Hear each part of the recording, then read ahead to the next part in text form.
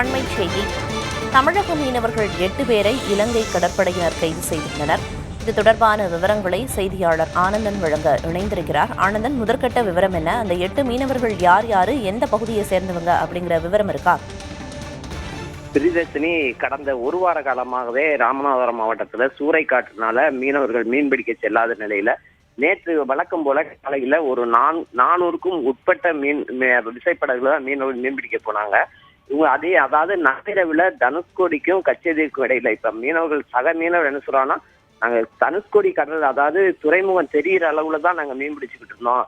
அப்போது இலங்கை கடற்படையினர் அத்துமீறி ஒரு படகுல இருந்து 8 மீனவர்களையும் கைது செய்து தற்போது மன்னார் கடற்படை முகாமுக்கு அழைச்சிட்டு போயிருக்காங்க அப்படின்னு சொல்லியிருக்காங்க. இந்த கைது செய்யப்பட்ட மீனவர்கள் 8 பேருமே ராமேஸ்வரம் பகுதியை சேர்ந்தவர்கள். கடந்த ஒரு வார காலமாக மீன்பிடிக்க செல்லாத நிலையில போன முதல் நாளே 8 மீனவர்கள் கைது செய்யப்பட்டது இல்லாம சக மீனவர்கள் அதாவது 400க்கும் மேற்பட்ட விசைப்படகுல போன மற்ற மீனவர்களுடைய நிலை குறித்து மீனவ அமைப்புகளும் அதே மாதிரி மீனவ குடும்பங்களும் கவலை தெரிவிச்சிருக்காங்க. பிரியதர்ஷினி, தொடர்ந்து ராமேஸ்வரம் மீனவர்கள் இலங்கை கடற்படையினரால கைது செய்யப்படும் அட்டூழியம் அப்படிங்கிறது அரங்கேறி வருது. இதற்கு நிரந்தர தீர்வா ஒரு முற்றுப்புள்ளி வைக்க அரசு நடவடிக்கை எடுக்கும் அப்படின்னு எதிர்பார்க்கலாம். விவரங்களை வழங்கியதற்கு நன்றி ஆனந்தன்.